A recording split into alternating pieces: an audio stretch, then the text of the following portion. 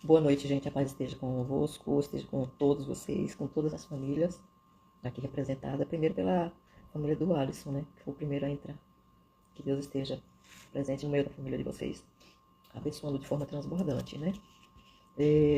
Eu vou passar nessa noite. Eu gosto de ministrar durante a noite por conta do silêncio. Durante o dia aqui na minha rua é muito barulhento. E eu ainda não tenho um estúdio acústico, né, Alisson?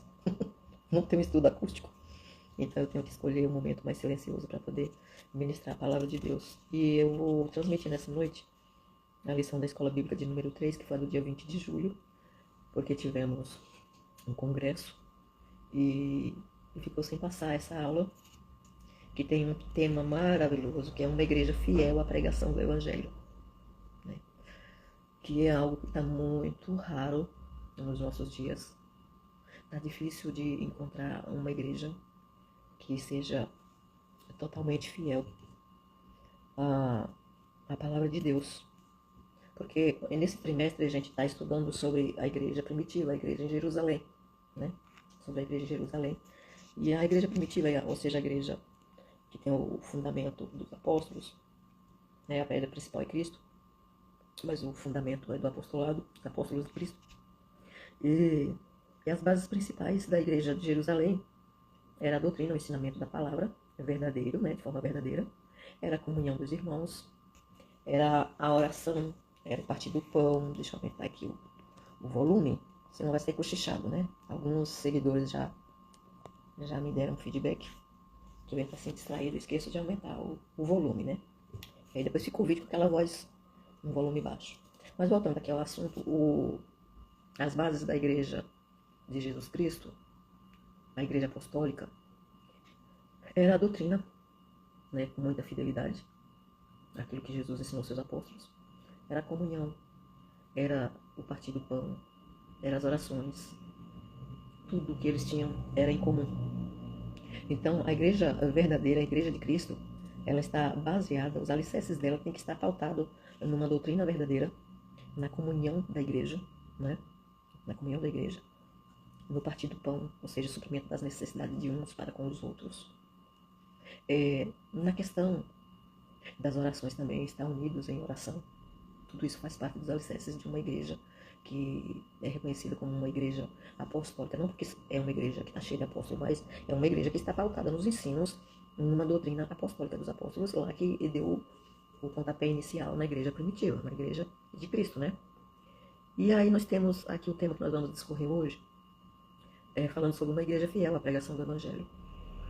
Nos dias, as leituras diárias, segunda, terça, quarta, quinta até sábado, quem estudou a revista deve ter observado que fala sobre a necessidade de pregar o Evangelho. Há uma necessidade muito grande de pregar o Evangelho. Mas é qualquer tipo de Evangelho? Não. É um Evangelho pautado na palavra de Deus, sem tirar e sem acréscimo, né? E eu comecei dizendo que isso está difícil nos dias atuais, porque o ser humano ele tem adulterado a palavra de Deus. De que forma? Às vezes buscando proveito próprio, né? Buscando ministrar uma palavra voltada para os seus interesses, querendo agradar homens e não a Deus. Prega-se um evangelho sem renúncia, um evangelho voltado para o ego das pessoas, como se Deus fosse obrigado a satisfazer os caprichos do ser humano, né? Como se no céu não precisasse de renúncia para poder a gente desfrutar da eternidade com Deus. E nós entendemos que se não precisa de renúncia, então o sacrifício de Cristo foi em vão na cruz. Se a gente pode entrar no céu de qualquer jeito, se a gente pode fazer parte da eternidade de qualquer forma, então não há necessidade, se não há necessidade de renúncia, então o sacrifício de Cristo foi em vão, né? Ainda essa semana eu dizia para alguém que Jesus ele não iludiu ninguém quando ele esteve aqui na Terra. Ele nunca iludiu. Quando alguém chegou para ele e falou que queria seguir a ele já foi jogando, mandando a real e dizendo, olha, é como se ele dissesse assim, não se iluda não, em me seguir, Porque as aves do céu, as raposas têm os seus covis, as aves do céu têm os seus ninhos, né? Traduzindo em miúdos, para no final do dia ter onde se recolher. Mas o Filho do Homem não tem nem onde reclinar a cabeça. Ou seja, se você estiver vindo me servir achando que você vai se dar bem numa vida provisória aqui embaixo, a provisória, a vida passageira aqui, você está enganado, porque eu não vim para isso. Né? O foco de Jesus não foi trazer prosperidade, o foco de Jesus é salvação. E quando há uma renúncia da nossa parte, quando nós deixamos o mundo das trevas para poder viver na presença de Deus, então a prosperidade, o conforto que a gente desfruta aqui na Terra, vamos dizer assim, de uma vida material abastada, é consequência, é condicionada à nossa obediência. Né? Porque o foco de Jesus aqui foi trazer salvação, não foi trazer riqueza para ninguém. Quem ofereceu riqueza foi Satanás. Satanás, quando ele foi tentar Jesus na cruz, antes dele ir para a cruz, quando ele foi tentar lá no deserto, ele começou a oferecer os reinos dessa terra. E aí alguém fala assim, Satanás é mentiroso, oferecendo o que ele não tinha, né? Paz, Davi. Então a gente observa que Satanás estava oferecendo os reinos dessa terra para Jesus. Primeiro ele oferece pão, que era a necessidade de Jesus no momento. O que a gente aprende com isso? Que Satanás, primeiro ele vem com ofertas para poder atender as demandas do já, né? E isso é muito preocupante, porque a nossa geração, dos dias atuais, do século XXI, a nossa geração está assim. Ela já não tem mais paciência para esperar em Deus. A paz, Felipe Tomás, Deus te abençoe. Então a nossa geração é uma geração, eu chamo de geração fast food, que eles estão pedindo para Deus hoje, mas já dizendo para Deus para onde, viu? É como se Deus fosse o garçom dessa geração. E Deus, ele usa a espera para poder nos moldar, para poder nos ensinar que ele está no controle de todas as coisas. Eu acabei de chegar de uma visita, eram umas 10 e pouca, e eu dizia naquela visita que Deus, ele é um ser atemporal, né? Ele é um ser atemporal. Ele fez o tempo, mas ficou fora do tempo. Ele é um Deus eterno, então a eternidade não tem tempo, sabe? Passado, presente e futuro, ele é um ser atemporal. Então ele fez o tempo e ficou fora do tempo. E aí nós temos uma geração ansiosa, que ela não está preparada para saber esperar em Deus. E aí transforma o evangelho numa loucura, numa doidice. E muitas pessoas, a paz, Adolfo, e muitas pessoas vivem essa loucura. Por que a gente vê uma geração de pessoas tão frustradas? Pessoas ansiosas, pessoas depressivas. São pessoas depressivas, pessoas ansiosas, pessoas estressadas. Esses 3 tipos de estado que a nossa geração, a maioria da nossa geração vive. Eu dizia outro dia numa palestra que nunca se precisou tanto de especialistas na área emocional como a nossa geração de agora. A psicologia antigamente não era uma profissão, uma especialidade tão procurada. Por que é tão procurada nos dias de hoje? Porque vive uma geração que, quando não está depressiva, ela está estressada. Quando ela não está estressada, ela está ansiosa.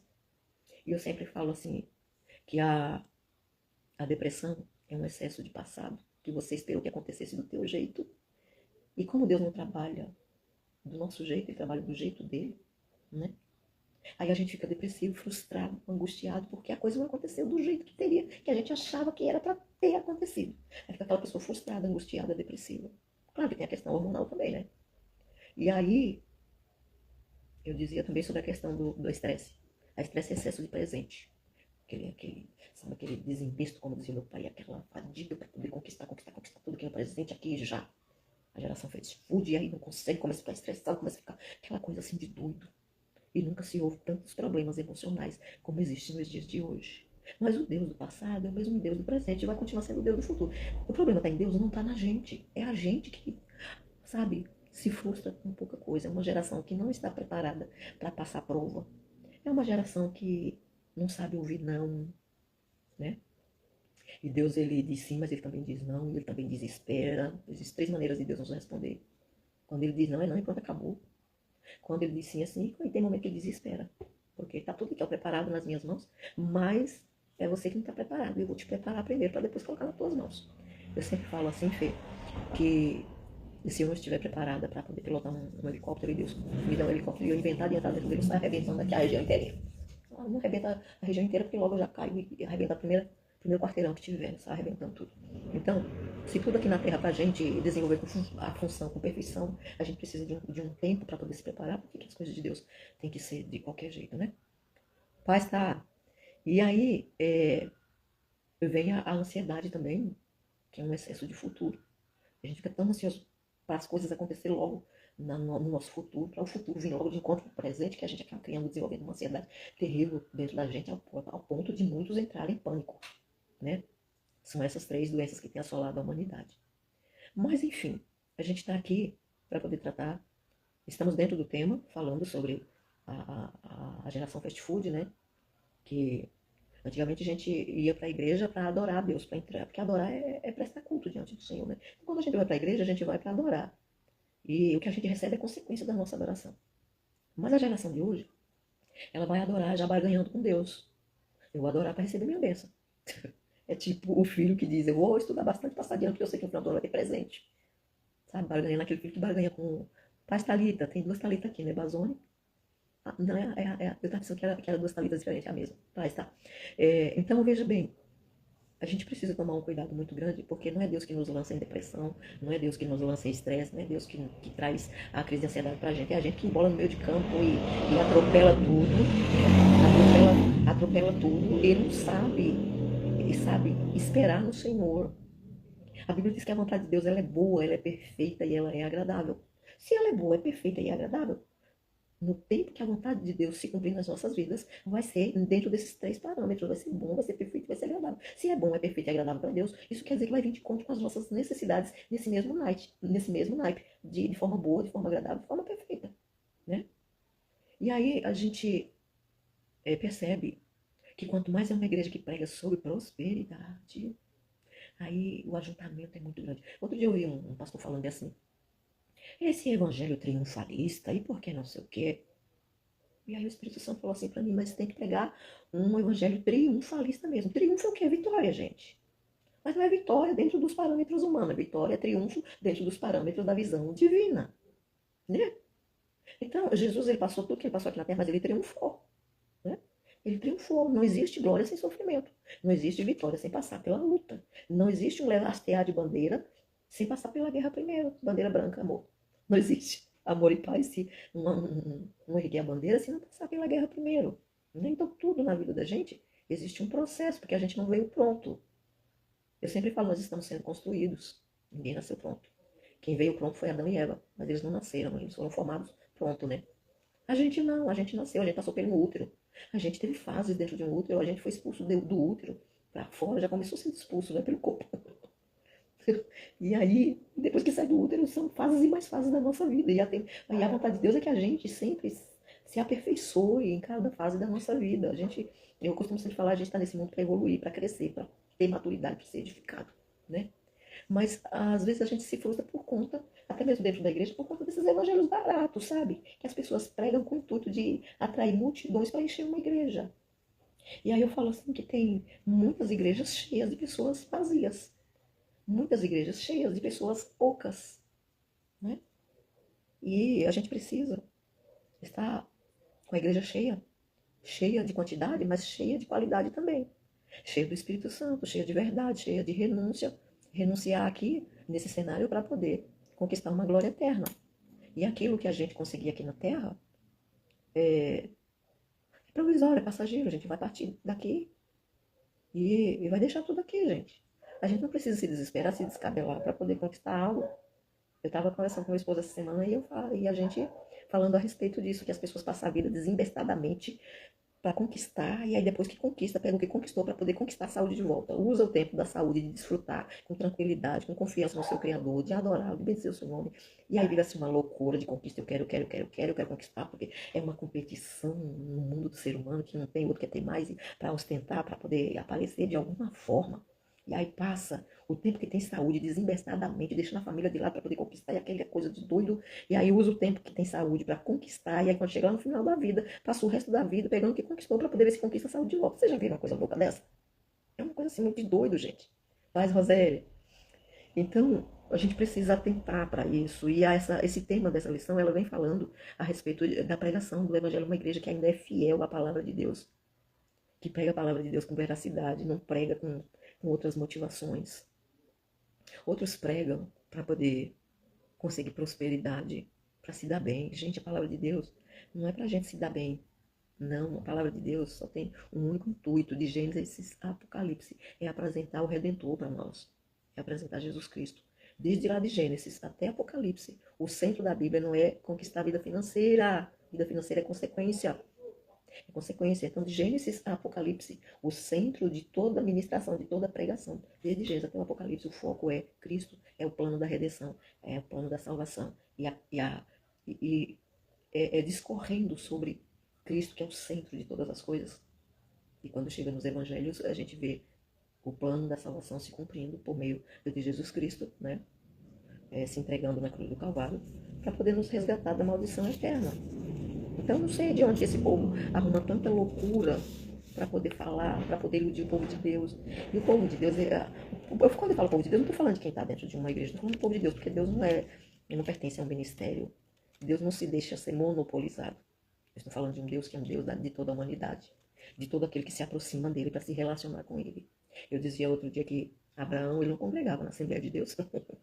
Eu não congregava na Batista, nem na Presbiteriana, nem na Quadrangular, nem na Igreja Plenitude. Eu não congregava. Ele era um homem fiel e temente a Deus, que Deus fez uma promessa dele ser o representante de Deus, o representante da fé, né, daqueles que são justificados pela fé, na terra. Mas ele não tinha um ministério, não. Ele tinha um lugar para congregar, para sacrificar a Deus, para adorá-lo.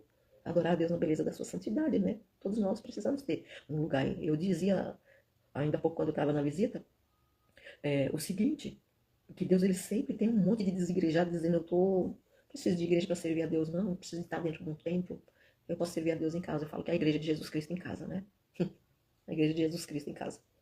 Mas a gente vê desde o princípio que Deus, ele sempre apontou um lugar onde o ser humano se reunia com a família para sacrificar diante dele. E conforme a humanidade foi crescendo, né? Então sempre teve um lugar onde o povo de Deus congregava, se reunia para poder adorá-lo, né? E tanto é que uma das bases da igreja apostólica é a comunhão.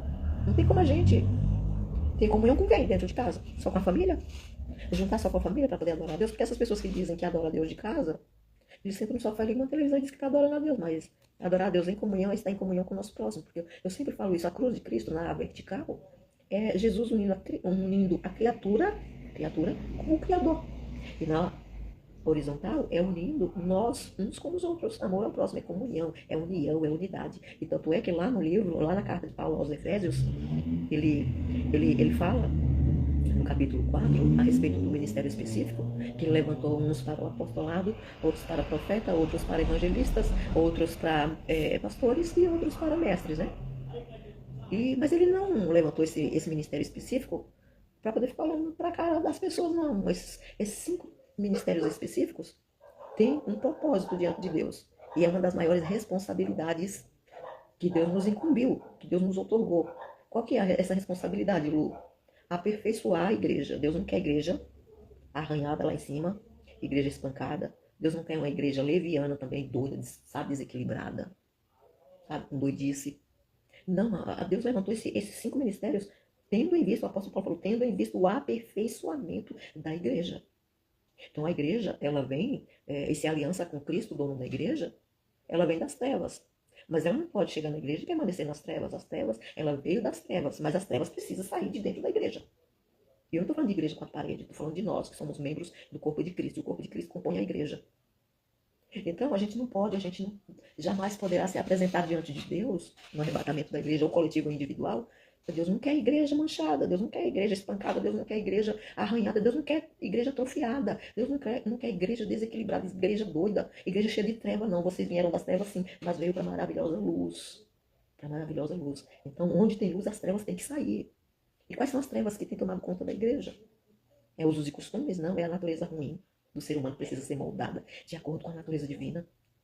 A imagem de Deus, a imagem e semelhança de Deus para as nossas vidas, a imagem e semelhança de Deus para as nossas vidas é o quê? É um caráter ilibado, né? É uma natureza conforme a natureza de Deus. Então Deus quer uma igreja que tenha caráter, uma igreja que tenha uma natureza conforme a natureza dele, uma natureza divina. Ele não quer uma igreja que veio das trevas e que permanece em trevas. Quando Deus tirou o povo de lá do Egito, o povo de Israel, ele tirou o povo de Deus, o povo dele lá do Egito, mas ele também tirou o Egito de dentro do povo dele. Então, hoje a igreja é a mesma coisa. A igreja, ela saiu do mundo das trevas, mas as trevas precisam sair de dentro dela. Isso é da noite para o dia, irmã Lu? Não, não é da noite para o dia. Como eu volto a dizer, a gente está em construção. Por isso que muitas pessoas elas se frustram quando elas vão para a igreja, porque elas acham que vai chegar na igreja e vai encontrar um monte de santo lá, né? Santo imaculado. Só que a igreja está em fase de construção. Ela está aqui ainda porque ela precisa se aperfeiçoar. Ela não está dentro de uma igreja, não é o espaço que santifica a gente. É o dia a dia da gente na presença de Deus, andando de acordo com a palavra, meditando na palavra. A maioria, hoje em dia, não gosta de meditar na palavra de Deus. Aliás, são pouquíssimos. Eu louvo a Deus pela vida de vocês que estão aqui me assistindo. Porque tem pessoas, a maioria dos cristãos, para eles é perder tempo ficar ouvindo alguém falando da palavra de Deus. Muitos se irritam de ouvir a palavra de Deus. Então, esse tipo de gente que se irrita com a palavra de Deus, as trevas ainda habitam nela.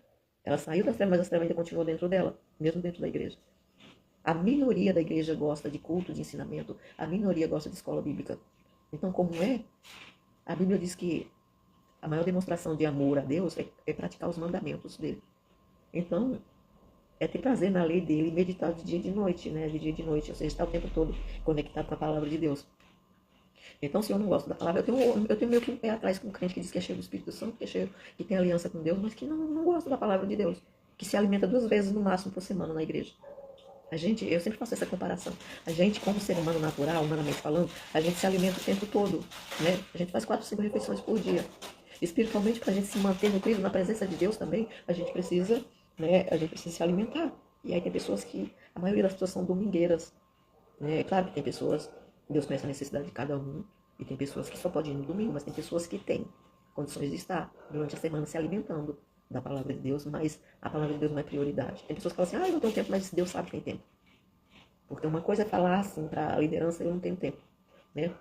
E Deus assiste a gente todos os dias e sabe que a gente tem tempo, sim. Só que as nossas prioridades não condizem, né, com aquilo que Deus espera da parte da gente. Então, uma pergunta que Deus pode estar fazendo para nós nessa hora é quais são as suas prioridades? Agora, se eu não tenho prioridade pela presença de Deus, por estar na presença de Deus aqui na Terra, quando que vai ser que o céu vai ser prioridade para mim? Tem pessoas que passam a vida inteira rejeitando a Deus e rejeitando a sua palavra. E aí quando morre, o povo diz que foi para o céu, né? Mas a Bíblia é a palavra de Deus e a eternidade pertence àqueles que são aliançados com Deus, né? Então nós vimos aqui, tem um textual na escola, na aula, que é um texto que a gente foca, por isso que já chama textual. E aqui vem falando, baseado numa passagem bíblica de Atos, capítulo 3, versículo 12, que fala sobre Pedro e João quando subia para o templo, e tinha aquele paralítico lá na porta, de que já fazia muitos anos mendigando ali. E aí Pedro e João subindo para o templo às 3 horas da tarde, né? Eles encontram aquele moço que pedia esmolas ali na porta do templo, era aleijado, atrofiado. E aí eles viram para o paralítico e diz, eu não tenho prata e eu não tenho ouro, mas aquilo que eu tenho, eu te dou, que é o poder de Deus, né? E aquele moço, achando que ia receber uma esmola, né, da parte deles, ele manda o paralítico levantar e andar, né? Atos 3:12 diz assim, e quando Pedro viu isso, disse ao povo, varões israelitas, por que vos maravilhais disso? Ou por que olhais tanto para nós, como se por nossa própria virtude, por nosso próprio poder ou santidade, fizéssemos andar esse homem? Então, eles, cheios do poder de Deus, porque eram homens que tinham uma vida, um relacionamento íntimo com Deus, eles dão ordem em nome de Jesus, né? Porque o nome de Jesus está acima de todo nome na face da terra, em poder, em grandeza, em soberania, em governo, em senhorio. E aí, eles, no nome de Jesus, ele manda o paralítico levantar, e o paralítico levanta. E aí o povo começa a olhar para eles achando que eles foram portadores do milagre. Mas aí Pedro chama a atenção, porque o foco da palavra de Deus, quando nós ministramos a palavra de Deus, o foco não é a gente. O foco é Cristo. E aí, se fosse nos dias de hoje, nem conto para vocês. Porque a maioria das pessoas, eles vivem pregando um evangelho onde a glória está vindo mais para eles do que para o nome do Senhor Jesus. Ao invés de glorificar o nome do Senhor Jesus, eles querem glorificar a si mesmo, roubar a glória de Deus para si. Mas Pedro e João não fez isso. Jesus amado. Minha cachorra resolveu latir agora. Tem misericórdia. Agora não é, gente. E aí a gente observa que Pedro tirou o foco da multidão e jogou a real para a multidão. Por que vocês estão olhando para a gente como se a gente tivesse operado esse milagre pela nossa própria, porque somos mais santos que os outros? Porque somos mais poderosos que os outros? Não. Foi no nome de Jesus que nós fizemos. E que bom que se a igreja do século XXI, a nossa geração, entendessem, principalmente os profetas, aqueles que se dizem profetas de Deus, sabe? Não usurpasse da glória de Deus para si. Tem muitos que viram, parece um showman, né? Em cima dos altares, em cima das tribunas. Gente, altar é lugar de manifestação da glória de Deus. É lugar de ministrar a palavra de Deus. Não é lugar da gente roubar a glória de Deus. Não é lugar da gente se engrandecer. Não, não, não. O povo está tendo uma concepção muito errada do que é o verdadeiro evangelho. Sabe, eu não engano ninguém. Eu não estudei para isso, para enganar ninguém. Eu fiz 2 juramentos diante de Deus que eu ensinaria, que eu ministraria somente aquilo que tivesse de acordo com a palavra dele. Até porque a própria palavra de Deus, ela diz que ai daquele que acrescentar, né, na palavra de Deus ou retirar alguma coisa da palavra de Deus. O povo não tem noção do que é que quer dizer isso. Quando a Bíblia diz isso, ele diz que é aquele que acrescenta, que é aquele que tira. Porque tem um perigo daquele que tira, sabe? Esses que pregam só prosperidade, não pregam renúncia, eles estão tirando, né? E aqueles também que acrescentam. A Bíblia diz que as maldições, as pragas que estão descritas nesse livro, ou seja,